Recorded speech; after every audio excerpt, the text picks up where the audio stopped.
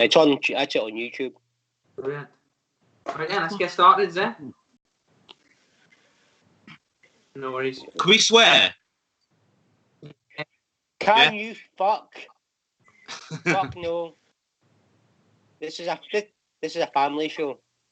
It's live now. I was expecting to be told like some rules or something, you know, some like do's and don'ts of the edition. Well, I've got. Awesome. All right. Right Awesome. then. Let's get going. Somebody start. Hi everyone. Lewis Smith here of MMA UK, coming to you with the MMA UK Late Show. We're back with these now, so make sure you tune in. Follow us live on Facebook, follow us live on YouTube. We are at MMA UK. And we're going to be talking tonight about this weekend's UFC, UFC 239, which was the fight week at Las Vegas. We've got a few guests here tonight. Firstly, I'm going to come to our first guest, who is the main man himself, Ricky Wright. Ricky, how are you this evening, buddy? I'm really good. How are you? Yeah, not too bad. I obviously, for people who don't know, Ricky is the top ring announcer. Oh! Hang on a second. Everybody knows who I am. Well, what are you on about? Well, for anyone who didn't, there might be those one or two weirdos, Rick. I gotta hate it for everyone. Yeah, that's right. That's right. You have. But Rick, I mean, I don't know. Given that you're the ring announcer, do you want to announce the show tonight? Do you want to shout everyone out? Yeah. I'll give her a bash. Ladies and gentlemen, please welcome, wearing the red shirt, Lewis Smith, and the guy wearing the tap out, Peter Knox. Yeah. And what's your name again? Me? Yeah. I'm Nathan. Nathan Jacobs. And your reigning champion of MMA UK, Nathan Jacobs. Yeah. That was nice. So yeah, Ricky, thank you for joining us, buddy. Much appreciated. And Rick, have you just come back from the IMAFs, have you? Yeah, well, I went out there to MC the European Championships in Rome 2 weeks ago, or 3 weeks ago. Took a team of Welsh guys out there, 12 Welsh guys. A lot of cool stuff happened, like Scott Pedersen win the bronze. So, you know, we went out there and first time as a team, and it was quite a big success. We had a lot of wins. Our youngest member, Yair McKenzie, out-wrestled a Russian over 3 rounds and got a decision. Some really nice scalps out there. It's a legacy building, and every year we go back, we're going to bring more medals, definitely. Yeah, that's excellent. And Peter, I'll come to you and see you on your phone there. How are you this evening, buddy? You all right? Yeah, I'm just spamming Facebook, so we get at least 2 people watching it, and not just my mum. Brilliant. I'll let you get on with that one then, Nathan. First time on the show tonight, buddy. Yeah, very excited. Welcome to the team. For anyone who doesn't know, Nathan's recently come on board with MMA UK. Introduce yourself to the people, Nathan. Hello, I'm Nathan. What can I say? I write about all different things about MMA. I write about mental illness in MMA. I write about weird stuff about MMA. I try and do like recaps, but only the bits that people care about, not like sort of news. Like I'm not really a journalist. I'm more like a, writer. Yeah. What was the name of your latest article tonight, Nathan? We just published it an hour ago. What's that? What's the name of your latest article we published an hour ago? Everybody should go read it. It is called, I probably should know the name of it, shouldn't I? It is called, I'm going to have to go onto our actual website to get the name of my own article. That's how bad my memory is. Let me have a look. I think it's on the front page, isn't it? Yeah, it should be. It's called John Jones Almost Drowns in His Own Kool-Aid and Street Jesus Baptizes Ben Askren. What a name. That's genius. I love that title. So with that title mentioned, then let's jump straight into what we're here to talk about tonight. Obviously, this weekend, UFC 239 went down in Las Vegas. International Fight Week. I would say it didn't disappoint for a lot of the fans. Ricky, I'll come to you first. Main event. John Jones defeated Thiago Santos. Split decision. Really interesting fight. What was your take on the fight, buddy? Oh, it was a really good fight. I mean, I read a tweet from Ariel Helwani not so long ago where he said that Santos had to be wheelchaired out of the arena Like that, it was that much of a war. That so close between winning and losing. Of course, it was a split decision, and I'd like to see it again. I mean, there's no question. Enough 5 rounds of that would be well worth watching again. I didn't pay for it, of course, because I'm team stream. Team Street. Well, we're gonna come back to Team Stream at the end. But Nathan, really close fight, split decision. Not seen John Jones have split decision since I think probably the Gustafsson fight. And as we all know as well, Santos hurt his leg throwing one of those kicks. Would you want to see this one again first? And also, how did you score the fight? Because obviously one of those judges gave it to Santos. I don't think that Santos won. I thought that Jones won. However, I could have seen Santos winning. Like when it went to the third or the fourth, I started to think, oh shit, is something terrible going to happen here?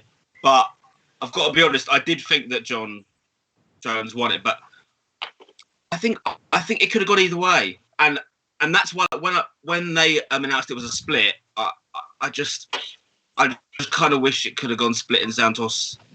I just think it would have made things much more interesting, and I think he did enough to win because his strikes were much more impactful than Jones's. I felt like that Jones was sort of fighting a little bit, and the damage that they were doing to each other's legs was incredible. I thought that Santos was really seriously hurt, and I think if he hadn't have been, I mean, there was a couple of times. I think like what it is when someone's as good as John Jones is, I think sometimes anything the other guy does, you think, oh my God, that's incredible, because John Jones is just that good. But a few times I thought, oh shit, Santos might take this. And I think if we saw it again, it's a possibility. Yeah. It's a possibility.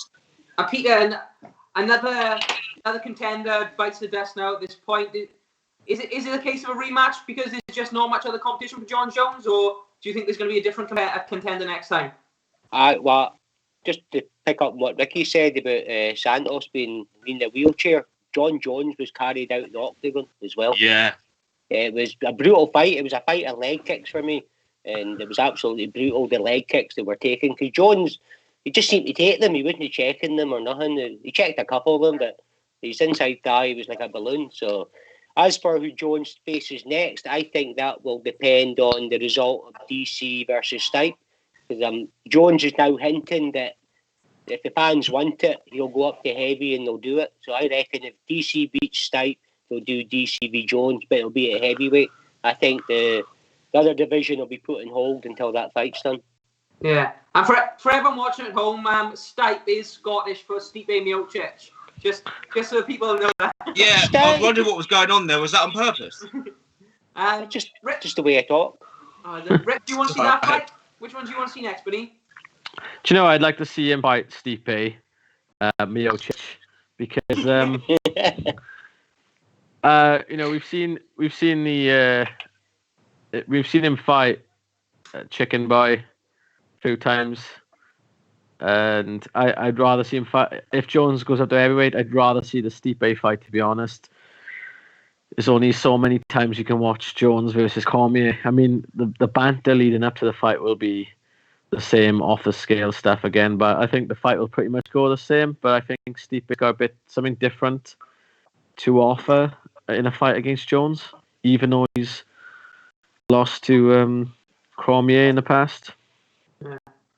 And guys, overall, then, what do we think of this as a main event for a fight, International Fight Week? Nathan, I'll come to you first, because I think there was a little bit of criticism leading into the card a few weeks out. People say it's not the strongest card they've ever put on International. Do you think the main event lived up to expectations?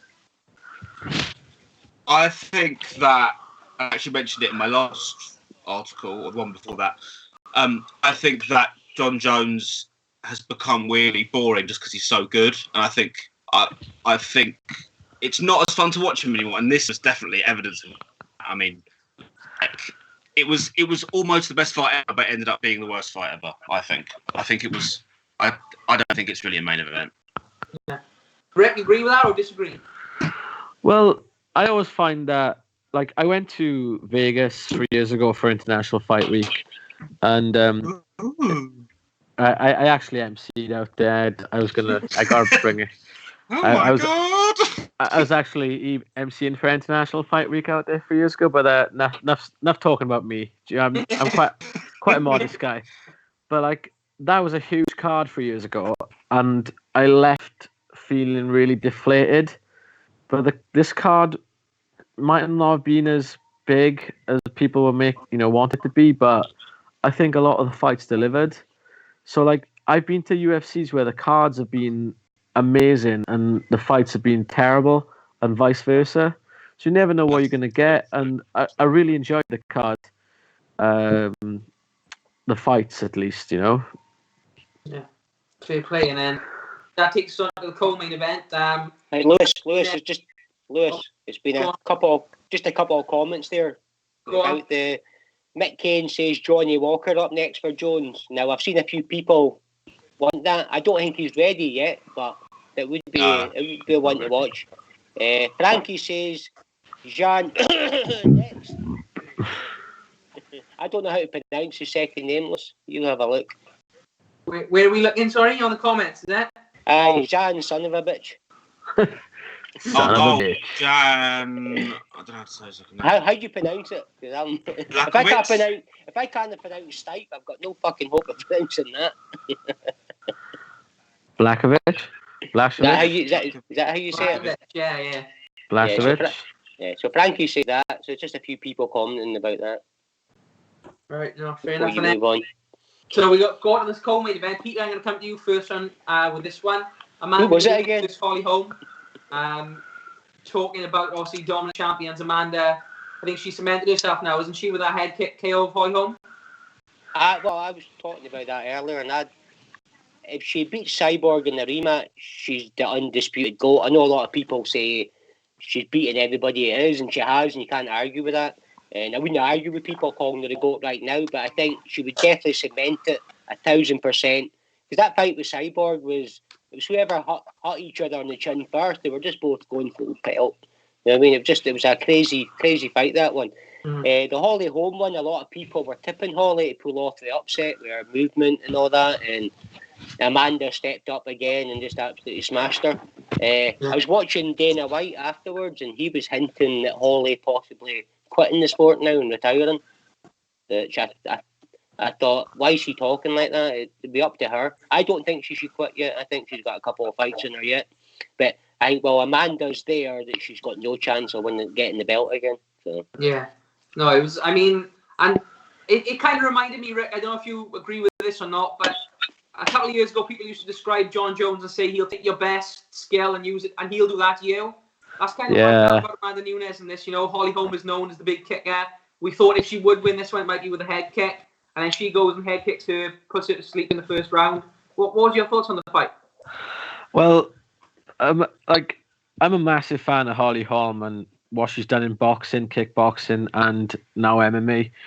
So if she carries on fighting, which, selfishly I'd like to see her fight some more because I find it entertaining to watch. But if she did retire, you can't, her legacy and everything she's done for 3 different disciplines of fight sport. She is one of the greatest crossover athletes of all time. As for the fight, I think Amanda Nunes is on a different level from anyone in the featherweight and the bantamweight division. I don't think anyone's going to touch her for a while. And I think Dana White is missing a massive trick as well, because he's saying she's not marketable because she's from Brazil and she's not, she's not attractive in the same way as like Paige Van Zandt is attractive, but she's got because she's got a massive LGBT support, and you should capitalize on that because she's probably inspiring people from that community every day, and that's a huge market, and he could be capitalizing on that and building up a huge start amongst that community. And as far as the GOAT, she's beaten every single title holder at featherweight and bantamweight up until now. So yeah, I think she is the GOAT. But again, if she did fight Cyborg, maybe Cyborg will take a bit of a chill pill this time and not come out like a bag of cocks, because if she took her time, she might have and picked the shot. She might have got the Yeah. win. Yeah, I mean, for me, I kind of feel like watching Amanda over these last couple of years, she's so powerful. She's so well-rounded. Her strikes are so clean. To be honest, I think she's the GOAT now. And honestly, I think if she fights Cyborg again, I think we'll see exactly the same thing, if I'm honest. The rematch I'm more interested in seeing is her and Valentina, if I'm honest. I think that's a much more competitive match. If Valentina would go out and try and become a double champ, I think that would be the most marketable fight. What's your thoughts on that, Nate? I think this was going to be the test, if there was going to be a test, because Holly is such a technical striker. I don't think that Cyborg is as much or was as much of a threat to her as people thought that she was, because she's a good boxer, Cyborg, but her general striking is not on the same level as Nunes. But yeah, I was quietly optimistic about Holly Holm this fight. And then she came out and said something like, "Oh yeah, it's good that me and John Jones are going to be on the same card together." And I thought, "Oh God, don't compare yourself to him, because he always wins and you often lose." So, yeah, I mean, I was quietly optimistic, but as we saw, it ended like the other ones end. And I think that she's the final peg in the conversation of if Nunes is the GOAT, because she's the only person I think at that level that had a chance of beating her, and she's now been beaten. So I'm not sure who there is. So I think this is the beginning of quite a long and boring reign for Nunes again, a bit like John Jones, because who's left? Who's left? Yeah, well, I think she's beaten all the former champions now, hasn't she?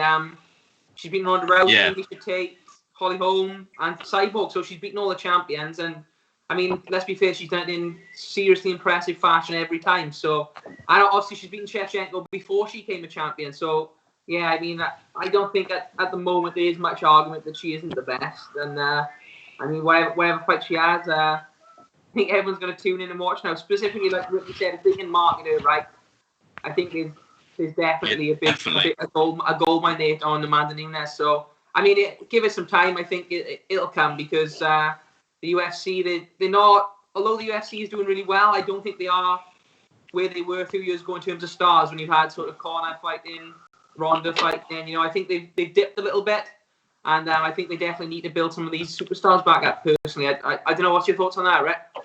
I think they're looking for people, for personalities over, instead of building up people with like fight skills. I mean, if you look at the people UFC have tried to build up in the last couple of years, Paige Van Zandt, Sage Northcutt, just, personalities rather than people who've done it the hard way. They need to start thinking, right, this guy's got the potential to become a champion. We need to market him, not because he's got a big mouth, but because he can fight and he's got an exciting style. For instance, we'll probably come on to it in a bit, but Jack Marshman, the lad Jack Marshman fought, that guy he had everything. He was so impressive.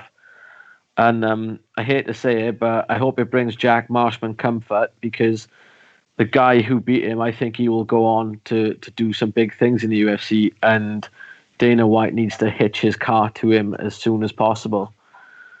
So hopefully, like, that guy was just a stud. I've never seen anyone like fight like that before. Yeah. It was so reckless, but at the same time perfect. Do you get me? It was a perfect storm. Yeah. Well, let's jump straight into that one now then. Rick, seems as we're on it.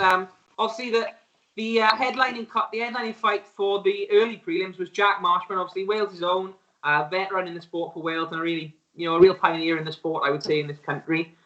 He fought 21-year-old Edmund Shabazian. Now, this kid, like Ricky said, he came in highly touted as a boxer. He come in with a lot of hype, and I mean, Rick, you said it yourself, he lived up to that on Saturday, didn't he? Yeah, I mean, I thought like I was listening to Rogan's commentary about Marshman as well. How you saying that the he's tough and he's seen it all, and he literally has seen it all in the cage. There's some, like, I remember his girlfriend was asking for a tip for a horror film on Facebook, Yeah. and I recommended one of his early Bama fights. It was a bloodbath, and he was on the winning end of it. But like, he's a type of guy. Yeah, that was the one. He's and he's as tough as they come. And do you know what? I thought, like, the guy is 9-0. He hasn't been in the same kind of wars Jack has. But wow, what an amazing fighter! And I love Jack to bits, and I'm sure he will come back. And there's no shame in losing to a guy like. He came out. They both traded a few punches the first couple of seconds, which I thought, it's going to be a bit of fireworks. But I think as soon as he saw, he had a little taste of Jack's punch, and he said, "No way, let's go with a smart move." And from there, it was just domination, wasn't he? He took him down, stacked him against the cage, and it was over from there, really. When Jack started to throw the legs up, it reminded me of when Jack won the Shock and Awe middleweight title against Mike Ling about 8 years ago, where Jack got taken down. Mike Ling was on top, and Jack swung for the armbar. I was hoping that was going to happen. I could see it happening, but it never did. And and I was gutted. But again, that guy, I think Shabazian, I think he's gone all the way. But I think Jack will be back. Definitely. Yeah. I think. Well, I mean, listen, everyone who's Welsh and everyone's in the UK who likes MMA is a Jack Marshman fan. He's so exciting and such a nice guy. Did you see the shape on him as well? Yeah. He looked outstanding, like the best I've ever seen him. Yeah. He's been training hard for this one. I think that's what will make him a little bit more disappointed. But I think on the other hand as well, he's lost this fight, Rick, but he didn't take much damage either. So I think that means he can make a quick turnaround. There's a card coming up in Copenhagen. I'd like to see him back sooner rather than later. Yeah, definitely. I mean, he didn't get hurt in the fight at all, so he's ready to go. He's probably having a nice time in Vegas, a week off, and then he'll come home and straight back into camp. Yeah. And Peter, what was your take on this fight, Peter? And what's next for both fighters, I should say? You've got Edmund, who's 21 years old, which is ridiculously young, and he's just this complete physical specimen. Where does he go next? And then on the other hand, you've got Marshman. Couple of losses in the UFC now. What do you think next for both fighters? Well, I know you and me were watching it, and we were messaging each other right after it. And I know one of the worries is the possibility of Jack being cut. But I was saying to you, because Jack's a stand-up fighter, his fights are usually entertaining. And as you said at the start of that fight, they were going at it. And you have to give credit to his opponent, because he thought, right, fuck this, I'll take Jack down. And it was quite smart of a young and up-and-coming fighter to do that. A lot of them would stand and trade with Jack. He didn't do that. Jack, I don't think he'll get cut. He's too entertaining. There's some great fights out there for him if we can put him up against somebody who wants to stand and bang. He seems to be getting the treatment Paul Bear-Ducray get, to keep giving them these up-and-coming and undefeated monsters. You might not have heard of them. And as Ricky was saying, he's maybe not fought at the level Jack's fought, but he's definitely fought at a decent level. You can see that. His ground and pound was fucking vicious. And then when you got a chance, you took Jack's back just like that. Jack didn't even get a chance to fight the hand, and that was it. So with the UFC and their matchmaking, who knows what they've got planned. So I'm like, hopefully they give him someone decent. As for Jack, I've not got a clue. They might give him somebody else, somebody making their debut, someone up and coming. It would be. I don't think he'll. It's Copenhagen, 11 weeks away. Yeah, September 28th. So. Well, they might. If Jack's no hurt, you could maybe get him on the card. I don't know. Maybe give him a European opponent rather than fight over in America. But as I say, with Dana White and all that, you don't know with their matchmaking. But I've got a feeling they'll match Jack up with somebody we've maybe not heard of, someone up and coming, like what they're doing with Paul Bear-Ducray. And that gives Jack a chance maybe to get a couple more wins under his belt as well. Yeah. So and Nathan, what would you like to see next for Edmund? I mean, it's a tough division, but he looks like a really promising young kid, doesn't he? I haven't seen the fight. I'm sorry. Oh. Terrible. He was in his bed. It's too early for me anyway. How dare you, Nathan? How dare you, Eddie? I'm sorry. I'll do my homework next time. Lewis, what do you think? I mean, to be honest, Pete, I agree with what you said. Like, with the UFC, you never know. It potentially could be cut, but I think with the fights he's got, he's so exciting. He's just left the army now as well to focus on full-time training. I think if they take that into account, I think they give him at least one more shot. And I think Marshman still got a lot more to give in the UFC, and I definitely want to see him have a couple more fights. So, yeah, but listen to this now. I remember when Paul Daly got cut from the UFC for punching Koscheck after the bell, and his famous line was, "The grass may not be greener on the other side, but there's plenty of it." And these days, with promotions like Bellator, ACA, the big one in Poland, and Brave as well in Bahrain, one championship. There's a career. There's a massive, lucrative career after the UFC, and once you've been in the UFC, your stock increases in these other promotions, and you could. So if he does get cut, it'll be bad news because everybody wants to be in the UFC. But a fighter like Jack on a show like one where striking is appreciated more in Asia, you could make a lot more. You could make a lot more money. So KSW, yeah. I mean, some of the fighters who's fought on the UFC are now fighting on these Eastern European and these Russian shows. They're making so much money now off the back of a stint in the UFC, and I think Luke Barnett, he's killing it. Askham's there as well. Askham, yeah, that's another one, and the Irish fella Norman Parks, yeah. They're all killing it on these small shows. Not small shows, but big lucrative shows that haven't got the name brand of the UFC, but they're the top of the tree in these smaller. They're the big fish in these smaller ponds, but making just as much, if not more money than what the UFC are paying. So either way, if he gets cut, it's a shame, but there's plenty more to come from him no matter what happens. Yeah, I would agree with that, Rick. I think whatever Jack Marshman's next fight is, hopefully UFC, but we'll all be tuning in to watch either way, I think. So, yeah, but a very good point. But let's get back onto the main card now. Yeah, please. The next fight was one of the most craziest we've seen. George Masvidal, Cuban Jesus against Funky Ben Askren. Actually ended up being a flying knee, which was a 5-second stoppage. Quickest in UFC history. Could have even been sooner than that if the ref had got it sooner. You first. I haven't seen it. You haven't seen it? Oh, you haven't seen that one? Oh, I don't feel as bad No, now. but everybody's seen it. Even my mother's seen it. Go on Twitter for 2 seconds, you'll see the whole thing. Yeah, even my mother's seen it. Oh. Everyone's seen it. I've seen the entire fight about 100 times. It's a meme, isn't it, on Twitter now? It's a GIF, yeah. Oh, GIF, yeah, that's what I meant, sorry. Yeah. The whole fight was, wasn't it? What was your thoughts on this one, Nate?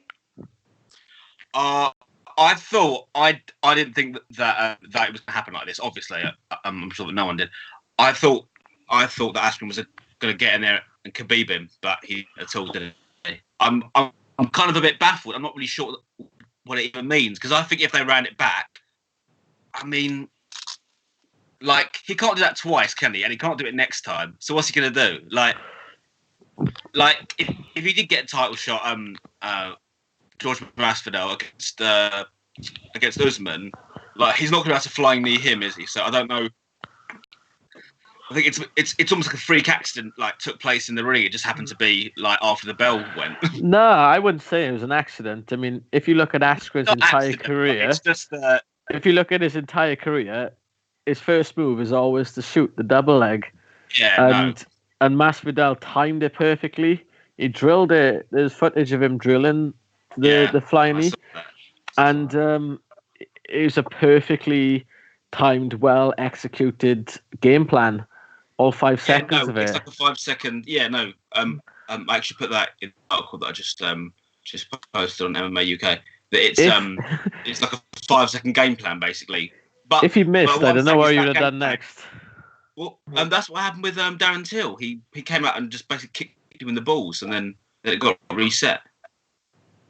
Yeah, I think what my sort of take on it is that Masvidal, he's a street guy, he's a wild man.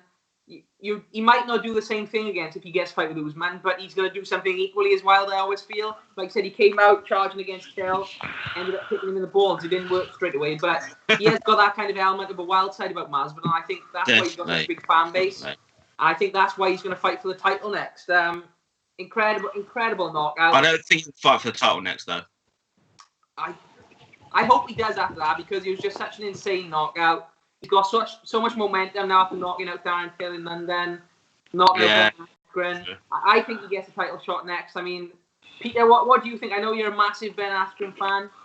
Well, I'm just thinking. I thought that it was an early stoppage with the ref. I think if we gave him another 3 days, he might have got back up like the Undertaker, and then he could have carried. He wasn't knocked out. He was sleeping peacefully. That's what I said on Twitter. Did you see the meme where like they zoom in on his thumb and he's got his thumb stuck out? Have you seen that? And they said like, oh, it's nearly stoppage. He's got his thumb up, just like the Lawler fight where Lawler had his thumb up. Yeah. I saw the one as well where it said Masvidal tap. I thought that was quite. I think it's safe to say that Ben's a slow starter, because, as I say, Robbie nearly knocked him out as well with that slam. So Ben needs to start his fights on his toes and a bit quicker, and maybe just stay on the outside for the first few seconds and wait and see what happens. But a lot of people underestimate George's wrestling and his ground game and all that. He wrestles with Colby, Romero, and that's one thing I was disappointed. I would like to have seen if Ben could have humped him for 3 rounds, because I don't know if he could have kept him down for 3 rounds. I think you would have been in for a surprise, but we'll never know that now. Could you imagine if Masvidal missed, just flew over top of him? Like Khabib. Well, he did. Like, that's the weird thing about the move. Is he hit it and then just sort of went over his shoulder. But imagine it, no connection, and then he got dry humped for 3 rounds. If his game plan lasted 5 seconds, I mean, what would he have done if he missed? Do you know what I mean? Would he have said? Yeah, that is the problem. I agree with Peter, because I think people forget Masvidal actually did 3 full rounds with Damian Maia and didn't look out of place, didn't look too uncomfortable. So I don't see Ben Askren doing any more on the ground than Damian Maia can do. I do. So for that, I feel like Masvidal would have been able to find his feet and win the fight in a different way. I predict him winning, and I know it ended soon, but I did have Masvidal winning that fight either way. I don't know. I could actually see them meeting in a few fights' time when George is coming back down and Ben's kind of building himself back up. It could be a potential match maybe again early next year, depending how their next few matches go. And he's bad as well, so. Yeah, well, it's a weird one, because you said afterwards, it's nothing personal, I get punched my co-worker, but then you said if I see him again, I'm going to knock him out. So kind of, I don't know if he knows what he's saying. That's Masvidal is an absolute wild man. He like sort of contradicts himself like in every sentence he says. Yeah. Remember, you had the beef with Bisbing, then the beef with Edwards. Remember, gave him the 3-piece, and just I don't know. He's a wild. I like him. He's entertaining. So it'd be interesting. He's like Nate Diaz, isn't he? Yeah. Well, talking about Diaz and Khabib were going at it as well. They had to be separated. God. Yeah, I can't say that I found that particularly engaging, because I just find those two. I mean, like especially Diaz, all he seems to do is get into scuffles and just get drunk, and I don't know. He needs to, like, he's got that fight coming up with Pettis. So until he does that fight, I'm not gonna give him any attention for his stupid actions. Yeah. I would have liked to have seen Diaz get that fight with Poirier, but obviously that wasn't to be, and now Poirier's going to fight Khabib. So I think there are two good matchups coming up for us in a stacked lightweight division. So we'll definitely see these. I'm so excited about that. Yeah, definitely see these guys play it out. Lewis, we've actually got a question. Where does Georgie Boy's knockout of Askren rank in the most brutal knockouts of all time? It's up there, isn't it, for me? Yeah, definitely up there. It's up there with Rampage Jackson. Who is it? He knocked someone out with they put a triangle on him and he just smashed it down. Ricardo Arona. That's the one. That's one of my best ones. I think Bisping getting knocked out by Dan Henderson. That's another good one. Yeah, that's a big one. Holly think Holm, Ryan's- Ronda Rousey. That Yeah. was another brutal one. Yeah. And a good one was Amanda Nunes, Rousey as well. Yeah, there's a lot of good ones. And when Barbosa did that spin heel kick on that guy and just Terry at him. just stiffened him, didn't he? That was probably the best one for me. Yeah, that was because I used to talk to Terry at him quite a lot, and then he got knocked out by Barbosa, and it was just the horriblest thing. But it was such a. Him again, Rick, you know. But it's on every single UFC highlight they've ever released since. So it must be hard watching it if you Terry at him every time a UFC show a highlight. Yeah. It's you getting knocked out over and over again. Have you seen Paul Felder's reaction when he was doing the commentary? I seen that on Twitter today. John Askin just carried on commentating like it was meant to happen. I think Joe Rogan was like, "Wow, whoa," and Paul Felder, just his mouth was open, like he seen a ghost, and didn't say a word, just staring at the cage. It was quite funny. Yeah. So yeah, that was a brilliant knockout. It's always good to have crazy fights like that. It always does something and adds an element to the card, I think. So. But it had the potential. It had the potential to be the most boring fight of all time if Aston got his way. Yeah. It could have been just a bore fest. And it Yeah, didn't, and it turned out to be one of the greatest finishes ever, because that just went viral. Yeah. Which UFC will be loving that. So Rick, does he get a title shot next I'd love Masvidal? Yeah, I mean, if you think about it, it's the biggest card of the year, International Fight Week, co-main event. As you said earlier, the momentum he's riding on the back of now after beating Till. He's on everybody's lips now. It's the fight that has to happen, in my opinion, versus Usman. It's got to happen next because, as you said, the momentum. You gotta strike while the iron's hot, while everybody's talking about Masvidal. What about Colby? He's still got the interim. Yeah, that's what I was going to say. Yeah. Exactly. Screw Colby. He's weird. I think he's earned a title shot as well. He definitely has a few times over. But I would love to watch Robbie Lawler just kick the shit out of Kobe. I just think that would be the best thing ever because he's like one of those guys that he's just always a nightmare, as we saw in the Askren fight. I'd just love for Lawler just to kick the shit out of him. Yeah, no, fair play. So that goes down from one knockout, one fight down to another. Luke Rockhold fought Jan Blachowicz, I should say. Obviously making his debut appearance at light heavyweight in the UFC. Second round KO, pretty brutal KO as well.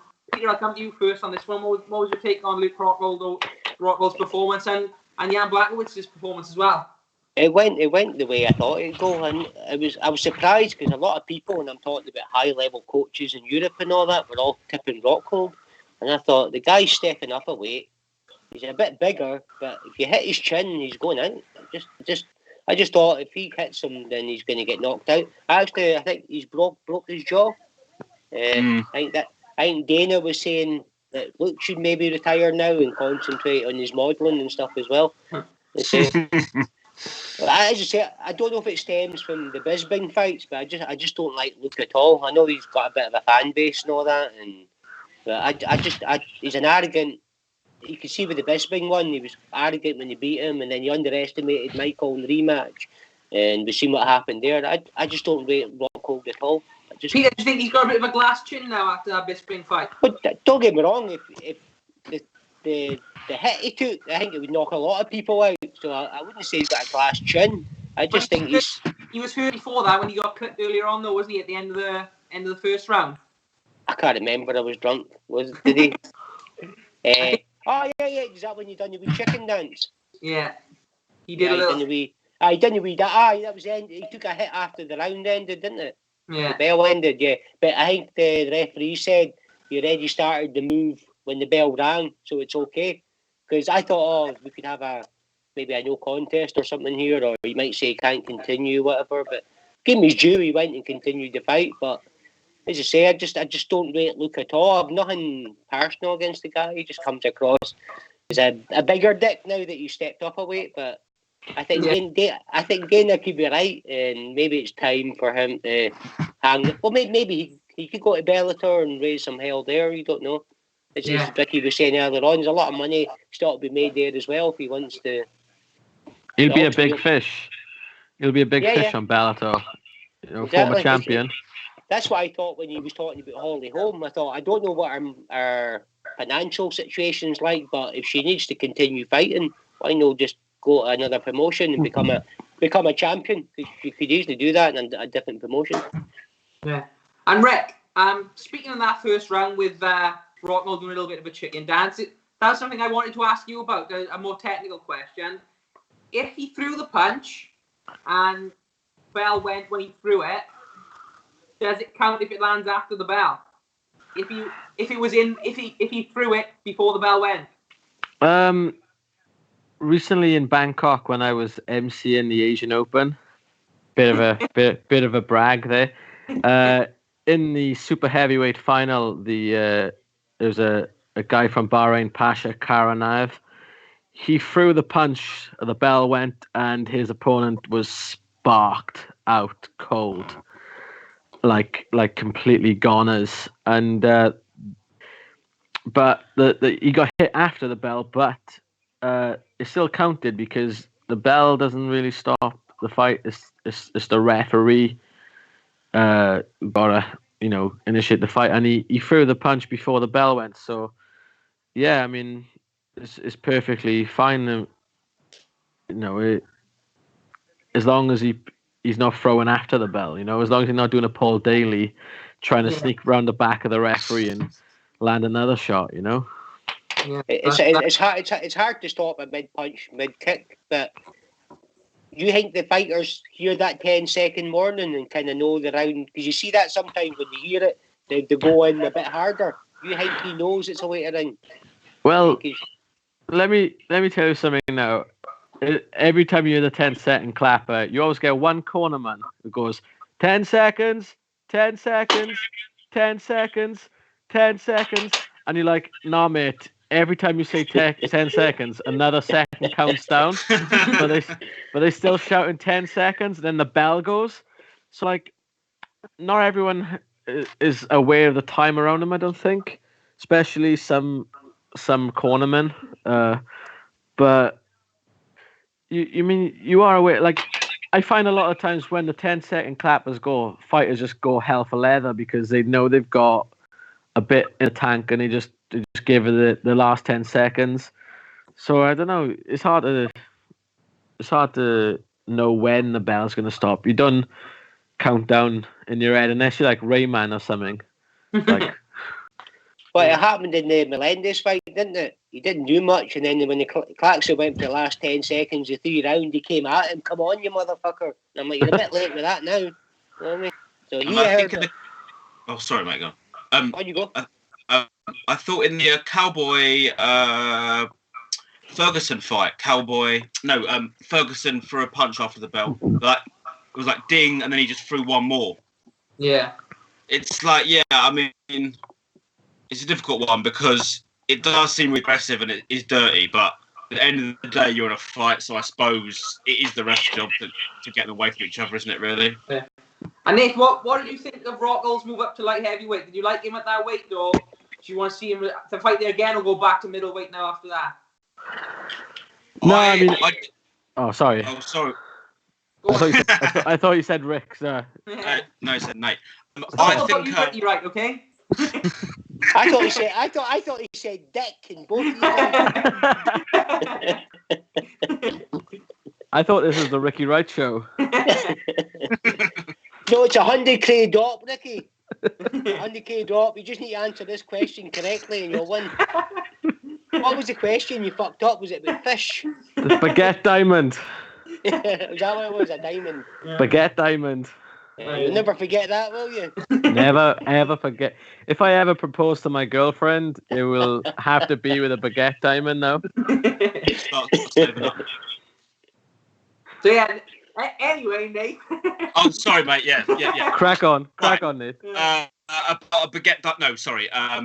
Who is it? Rockhold. Yeah, I think he's one of those guys that he's not very strong, even though he is quite athletic. So I think he was a better middleweight than he is a light heavyweight. Although he's massive and he didn't look small. Like, he looked like a light heavyweight when he was fighting light heavyweight. but obviously, as we saw, he doesn't quite have the power. Like because Bisping was also a light heavyweight, wasn't he? And he looked to me more like a light heavyweight because he's got that big head and like it's like I think you got to have a bit of extra power because the whatever it is, the 20 pounds on Rockhold, like he looks good. Obviously, he's a gorgeous boy, but like he looks good, but it didn't really translate to skill. And I thought he looked a bit. I don't know what the word is. He looked a bit uncoordinated. His shots weren't really getting off. He kind of looked a bit heavy, like lumbersome. Yeah, exactly. Good word. I love that word. Like every single time a fighter comes, is that just another word for being fat? Yep. I'm a lumbersome MC. Obviously, with Luke now, he's had a big knockout of Yoel knocked him out, Blachowicz knocked him out, Bisping knocked him out. Three big knockouts in 4 matches. Do you think it's time for him to hang up his gloves, Nate, or would you want to see him have another go? I think this is where the song stops for him. I think that he doesn't want to go back down to middleweight because there are absolute nightmares there. And he was champion when it was easy to be champion. He got Chris Weidman on a sort of bad day. I don't think he goes back down to middle. And I think that if he was going to have an easy fight, it would have been that fight. Not easy, but like a former champion can't really start going down 14, 15 in the rankings. It makes no sense. I think, like Ricky said, he'd be good at Bellator. And I think, if not, he should give up. How old is he? 37, 38? Was that Rockhold? 29. Yeah. I don't know how old he is, actually. Is he? Mid-30s, I think. Yeah. He's got his modelling career as well, which makes if you've got a modelling career, just stop. Get out of the cage, you poor thing, because obviously he's gonna get that's why I retired from fighting. My modelling career. See, a lot of people don't know that, Ricky, that you did. I didn't know about that until I think Shaky done a post about you, how you always fought with heart and all that. What was your record, Ricky? How many fights did you have? Retired undefeated, and if you look on Topology, I am 2-0. But that's a lie. I am 1-0-1. I drew my first fight. You're 1-0-1. Yeah, but don't tell Topology. I like being 2-0. Yeah, Topology's going to pull their finger out with these incorrect results. Peter Knox get a message from first thing in the morning. Ricky, do you think? Well, I actually know the guy who does the Topology for Europe. He stays in Glasgow, so I might just drop him a message. No, my fight, I drew the fight. I probably lost, but like every judge is my friend, and they felt sorry for me probably. Oh, no. So no, it was probably a draw was a fair result. So I wouldn't mind changing it back to a draw because it's respect to my opponent who is a decent guy. Does he still fight your opponent? No, but his son fights now, and his son would beat the crap out of the pair of us. So yeah, so it could be like a Creed rematch. Yeah. No, I ain't going in. No, but you can have a son. Your son can fight his son. Have a kid. Well, I've probably got an illegitimate bastard somewhere. So we'll see. All these MCing gigs out in Bahrain and Thailand. There's about a few little Ricky Wrights around about the place, isn't there? Well, we'll see in a couple of years' time when I go back. So last fight on the main card then. Speaking of modelling careers, Diego Sanchez and Michael Chiesa. Unanimous decision from Chiesa. Obviously looked really strong and pretty much dominated Sanchez for the 3 rounds. Peter, what was your thoughts on the matchup there? Oh, where do you start? As I say, Sanchez, he's such a hard guy to finish as well. So it always looked like from the very first minute that he was going to get dominated. There was no much. Whatever he done, Michael had an answer. He was trying to turn on them. He'd just take your back, whatever. So we got to give Diego some credit because when his back was taken, he didn't panic. He took the hand. His experience showed. What's next for Diego? I know they were asking Dana. Dana was saying every loser in the card should retire apart from Diego. Because he's saying, but his excuse for that was Diego's not getting knocked out and all that. It's not like Chuck did. You know what I mean? Chuck started taking some heavy knockouts and stuff. So he has a top opponent as well, mind. Yeah, what worries me about Diego is he's now left his team Jackson went, and you had that coach. You had only one guy in his corner, and that one guy seems to be just as crazy as him. And their training seems to be breathing exercises, so which didn't really help makes him. me nervous. Yeah, and they interviewed the coach as well. I don't know if you've seen the Sanchez interview. They asked him 2 questions. The interview lasted an hour. The same exciting thing happened with his coach. They asked him a couple of questions, and he wouldn't shut the fuck up. So it's that worries me a bit. That really worries especially me. changing camp that old as well. Like, it's not good. Yeah, because Diego, I actually thought Diego should have retired a few fights ago, and he proved me wrong because he said who was it he beat? The guy beat CM Punk. Beat him, and that was very Mickey Gall and Craig White. So Mickey Gall was an impressive Mickey one. Gall, yeah, that's it. Yeah. That was impressive. So he has got fights left in him, but you just do worry that he's taking a lot of hot. Well, I actually posted a stat. I think behind BJ Penn, he's taken more hits to the head than any other fighter. Obviously, he's fought a lot more than most fighters, but he's taken thousands of hits to the head. And when you see him getting interviewed and all that, you think he's not all there now. So it really worries me long term, the effects of him, the CTE and all that kind of stuff, and mental illness and stuff like that. That really worries me what the future holds for him. I think he said. Look at BJ Penn. It's not good. Go on. Yeah. I think he said he hasn't got CTE. He's a Jedi. How do you react to that, Ricky? Well, let me tell you. He has got CT. That's what that means. Well, yeah. Diego Sanchez has always been a bit weird. Do you know what I mean? I met him in UFC London about 8 years ago, and I was a bit cocky, and he was going out with the UFC ring girl Ali Sonoma at the time. I don't know if he's still with her, but I said, Diego, can I have a picture? And he said, yeah, sure, man. I gave him my camera and put my arm around his girlfriend and said, yeah, one of us, me and Ali. And I didn't think he liked that. I thought, I shouldn't have done that. He's taken that really personally. Because he told him he knew he was going to steal his girl. Well, maybe. No, but I thought I was people watching a lot that weekend, and I was thinking, is something a bit different to him? He's a bit special. So I don't know whether the hits to the head have exacerbated it, but Diego Sanchez is nothing more than a gatekeeper now with a big name that he used to have back in the day. I mean, he's never reached the pinnacle where he's become a champion, and I don't think he'll have like Bisping. You thought his day was done, and then he pulled it out the bag. I can't see Diego Sanchez doing that, and he's got to be pushing on now. But I think, judging by Dana White's comments, he's happy with his role, Diego's role as a gatekeeper. So we'll see. Yeah. Well, you never know if they ever have a championship fight and somebody pulls out late notice. Dana would probably call Diego up because he respects him that much. Yeah. He loves everybody for the TUF1 guy, so there is always that slim chance. Diego was actually talking about before the fight that he was working himself back up for a title shot. He thought if he won that would earn him a title shot. Well, they always say that. Yeah, but I think he should consider his future. I think he will continue to fight. He'll probably have another one anyway and see how it goes. But it's a bit sad that Dana is willing to wait till he's brutally knocked out to say, right, enough's enough. What about Chiesa and all this? Because he obviously stepped up, beat Carlos Condit, won legend, beat Diego Sanchez. Now is he settled in at welterweight now? Do you think, guys? Ricky, I'll come to you with that one first.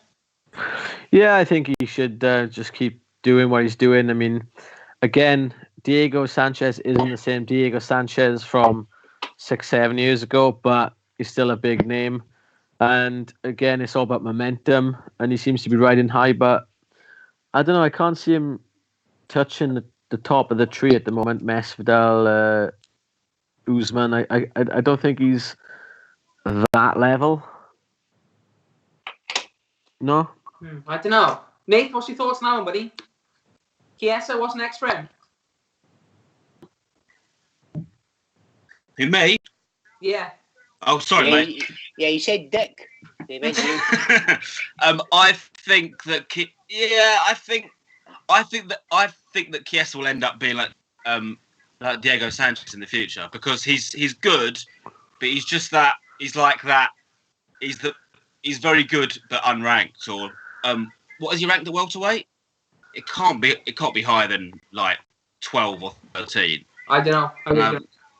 Yeah, I mean, I always thought of him as quite a solid lightweight fighter, but I think that there's quite a few of them moving up because lightweight is such a dangerous place to be right now. So I'm not a big fan of the guys moving up, like if they don't need to. But yeah. But he's been at welterweight for how many fights? 3 fights? 2, I think. Yeah, I don't know. But that's what most fighters do, don't they? When it's not going their way in a division, they kind of have to consider changing weight classes. So, but he says he looks big at that weight. He looks healthy. He says there's no drain on him in the weight cut. So you never know. He might be able to work his way up towards a title shot. But we'll just need to find out. You never know. He might get. They always say they always say, "Oh, I feel so much better. I haven't got to cut weight." Yeah. But then he's obviously going up against guys who are cutting weight. So, and the ones that do it well, then you notice a difference. But we'll never know. But you never know. He might strike it lucky with his court case with Conor McGregor. As far as I know, he's still trying to sue Conor. Yeah. So I don't know what the latest. As far as I know, he's not allowed to talk about it. So I think Katie interviewed him, but she wouldn't allow to ask him anything about it. So I don't know what's the latest with that is. Yeah, that was horrendous. Yeah, I think he definitely deserves some money there. Yeah, definitely. So guys, that's all the main card then. But what I want to know is, Ricky, I'm going to come to you first, and then to you, Peter. Pay-per-view. Hang on a second. This is the MMA UK podcast, and we haven't talked about Marvin Arnold. Arnold. You know what I mean? Yeah. Arnold. We don't need to get in to do him in a fight. No, they used to be. Yeah, no, you're right. That one slipped my mind. Ricky Wright. I mean, you should, otherwise you're going to get lambasted for not talking. I haven't seen the fight, but it's Gilbert Melendez he beat, didn't he? Gilbert Melendez on a unanimous decision, so absolutely massive win. Apologies to Arnold Allens, or what did you call him, Rick? Marvin Arnold. Marvin. Apologies to Arnold or Arnold Allens. That's going to make a good meme, that one. Meme. Yeah, well, let's touch on that one quickly, Peter. Arnold Allens, Gilbert Melendez, how much does that win mean for him? Well, that was the perfect performance, and obviously it was against a big name. Obviously Melendez, 2 years since he's no fought, and yeah, I know fighters say we don't get cage rust, but he was definitely rusty. He took a lot of hits off him, and he was still coming forward. But it wasn't the same Melendez that we're used to. But you can't take that away from Arnold. But he done what he had to do. Obviously, he didn't get the finish, but he said that afterwards. I'm the decisionator now because I'm not getting these finishes. But you're stepping up a level now. It's going to be much harder to get the finishes. But he's showing that he can go 3 rounds. He's not like he's gassing or nothing. He's going the same pace as he was in the first round. I'm really, really, really excited to see what they give him next. Because he's beating a big game there. No, you've got to give credit where it's due for Arnold. He's really stepping up to the plate this year, I think. Definitely. Yeah. I can't wait to see who the match. As you say, you never know with the UFC. As far as I know, there's no any plans for another UK event this year at the moment. There's been rumours, but so it'd be interesting to see what they give him next. I think we deserve another UK event this year. Hopefully. We do. We've got a lot. We've got Arnold, we've got Molly, we've got Jojo, we put on a hell of a card. That would be we got Jack Tank Shaw. Yeah. Exactly. That would be worth a pay-per-view. See if they said to us, UK, London, Manchester, whatever, Glasgow, Cardiff. Filled it with all the UK fighters that we've got at the moment. That would be worth paying £20 for. At a decent time. No giving us a card at fucking 3 o'clock in the morning with two UK fighters on it. Yeah.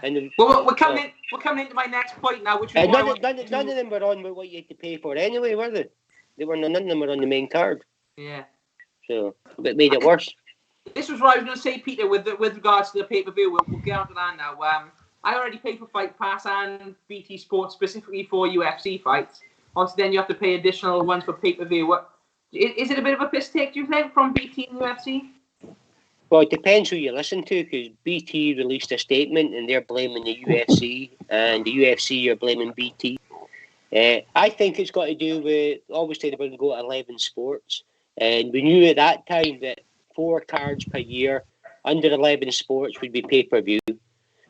So obviously 11 sports, as far as I know, couldn't come to agreement to get it screened on BT and Sky, and that's why UFC pulled the plug.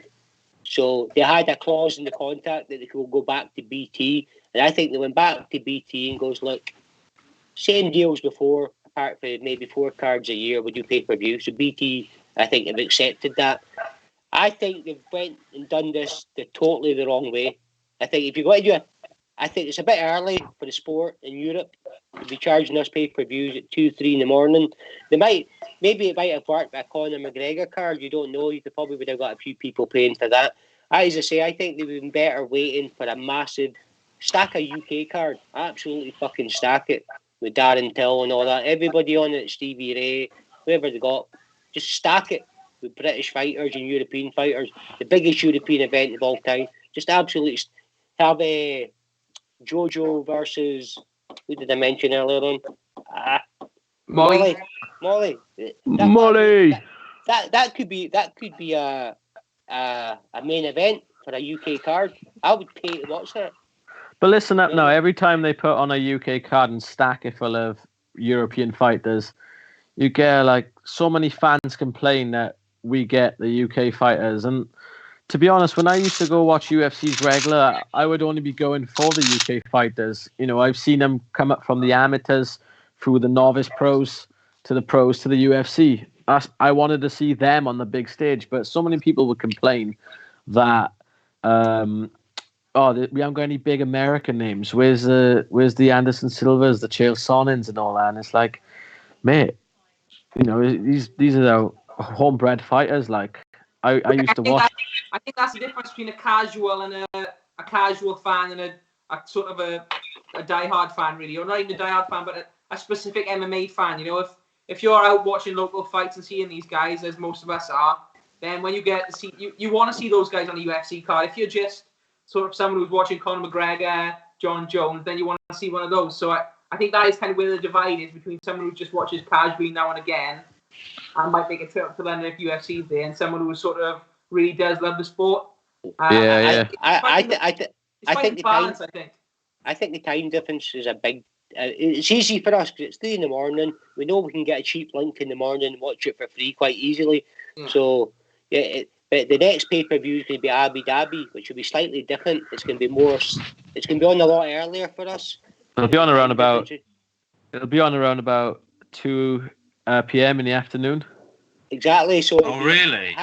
So exactly how many people can stay off social media and wait for the event to finish and then go find a link at that time of day? So. When I was emceeing for Titan FC live from Kazakhstan, my girlfriend watched from her work on Fight Pass. Just a nice another brag there. But do it what you want.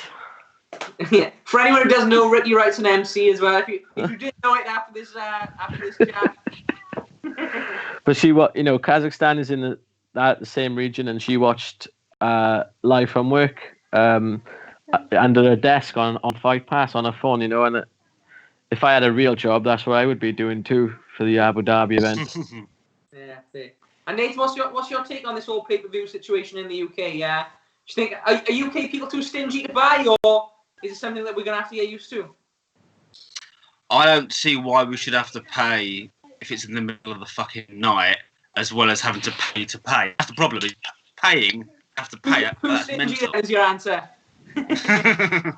Well, yeah, like I don't mind paying when Wilder Fury was on. I just paid for it because I just wanted it so badly. Sometimes going online to Twitter and trying to find a free stream, like for me, takes the fun out of it. So if I can pay for it, just get it, I'll do it. Like as long as it's under I don't know £40 or something, but to pay, which is a bit like it's the same thing that's happening with the ESPN in America. Like you got to pay and then you got to pay again. Fuck that shit. Yeah. But listen up, when I first got into MMA with it was like 2004, I'd have to wait 3 days of avoiding spoilers online and then meet like a guy on Pennegreg roundabout by the chip shop, and he'd give me like a blank CD with all the fights on, and I gave him a fiver. I had to avoid spoilers for 3 days, and I was Pride and UFC, and we so spoilt now. 15 years on, we are really spoilt with how much we can pay if we want, we can stream it if you want. Yeah. It's, what was it's that? so 3 weeks? Was that 3 weeks in a row, Ricky? We've had Bellator London, Cage Warriors London, and then 239. Yeah. We're so spoilt now. There's so much MMA available. And But it's so expensive to get like a fight. Like to have actually paid for the fight this weekend, how much would it cost? It's a bit boring, but how much is BT Sport? Like £100? Depends who you're with. I get it for free, but I have to have at least the medium package from Virgin to get that. I've got the extra large, so I get it anyway. But it depends what.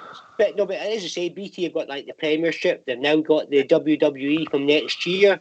So there's a lot of people saying I'm cancelling this, but they'll probably sign back up because the wrestling thing, maybe not the same as what it was when we watched it with Hulk Hogan and Undertaker and whatever. But I thought Undertaker's still fighting, I think. But it's still the biggest thing in America. That it's still a big thing, the wrestling. So it depends what you want BT Sport for, because you do get you get a lot of different sports on BT, a lot of football now. So I was surprised that Sky gave up the wrestling too easy and get to get outbid for BT for that one. That's a big loss to Sky. So it just I find though that a lot of MMA fans are massive nerds who don't watch any other sport. So that's me, mate. I don't watch any other sport except boxing. I've no interest in football, rugby, anything like that. So I'd have to pay £100 plus for BT Sport, and then how much was it? Is the card? I don't know. It's terrible. Well, Lewis Lewis watches Egg Chasers. He watches the rugby. That's not even a sport. Egg Chasers. Oh! I watch rugby too, son. At least like rugby. It's a Welsh thing, There's one sport. There's 3 sports in Wales. That Wales is good at. Oh, thank you. Yeah, we are. Yeah.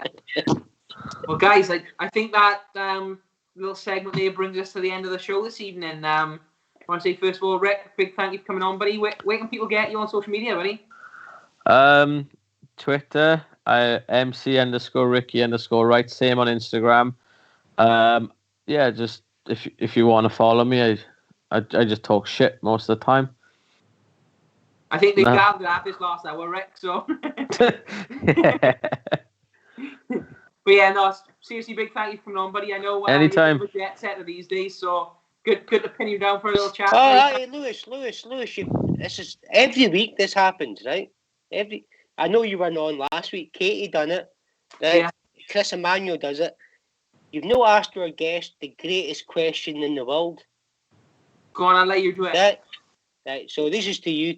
Well, Lewis, you can answer it as well, because I don't think you've ever answered it, right? So this is a question to everybody. If you could change one rule in MMA, what would you change? Oh, headbutts. Yeah. Easy. But, yeah, I'd agree with that. And open my eyes to the headbutt game, so I'm going headbutts as well. Nathan, what about you? I said don't wear gloves. Just have you out there in shorts and nothing else. No mouth guard, no gloves. You're fighting. Someone got headbutted in the UFC the other day. An Asian fella knocked a guy out, but you see the head coming in with the second shot. It was on the UFC on the weekend.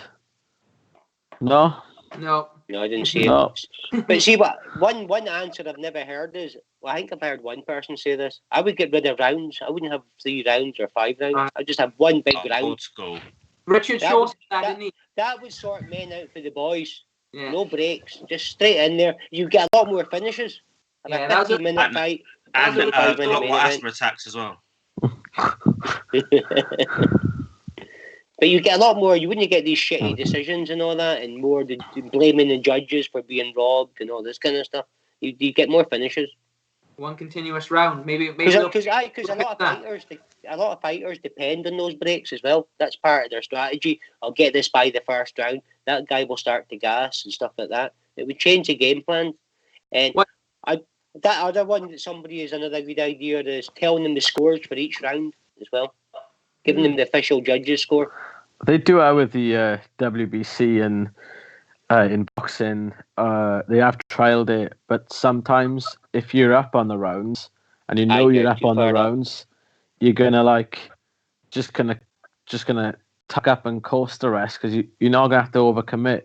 Like if you know you're done in the rounds, you're gonna fight harder, so it affects the flow of the fight.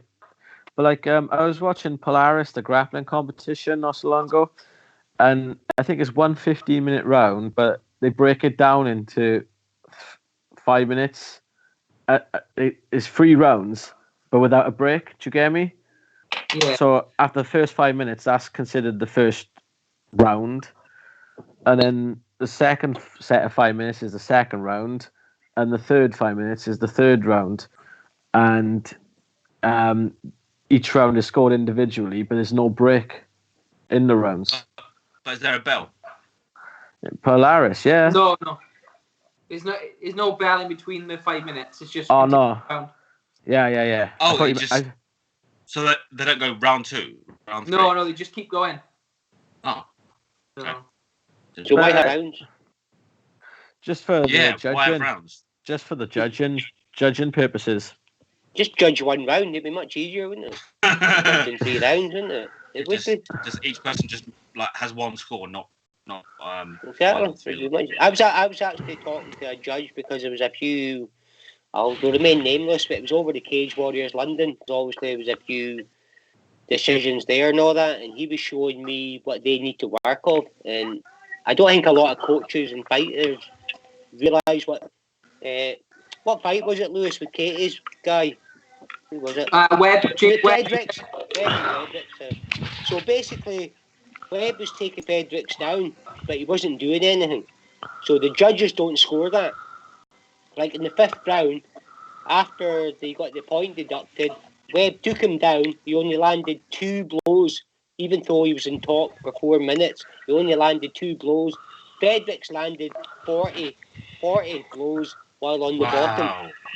Right, if you go back and count them, I counted them after I spoke to this judge, and that's why the fight was a draw. Because Webb thought he won it. He laid on him. He threw 2 elbows. That was it for 4 minutes. But Fredericks cut him 40 times and an attempted submission as well, which didn't come off. So it's very hard for judges as well. Yeah. No, fair play. But there's some food for thought there, I think, Nathan. There. Definitely. Someone say food. I'm a fan of not giving points for tried submissions, because anyone could try to submit anyone. Like it's got to actually. I think it's got to be put on to anything. Otherwise, you just. A failed submission is like really hard. A failed submission is like throwing a punch and missing, perhaps. Well, when somebody got me a choke punch in 100%, training, 100%. Somebody got me in the rear naked, and I tried to submit him with my chin just by squeezing down tighter and hoping I could hurt their hand. It didn't work, but Chinese it might impress my coach. He might say, right, because of the decision, he might award me the session, but it didn't work. There we go.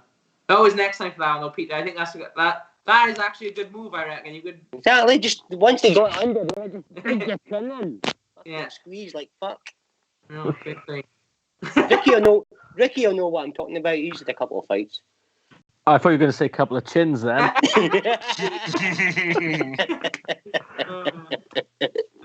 But Nate, thank you for coming on to that night, buddy. Where can people get you on Twitter, Facebook? It's at _Nathan Rene or fightingforyourlife.co.uk or Instagram. It's the same.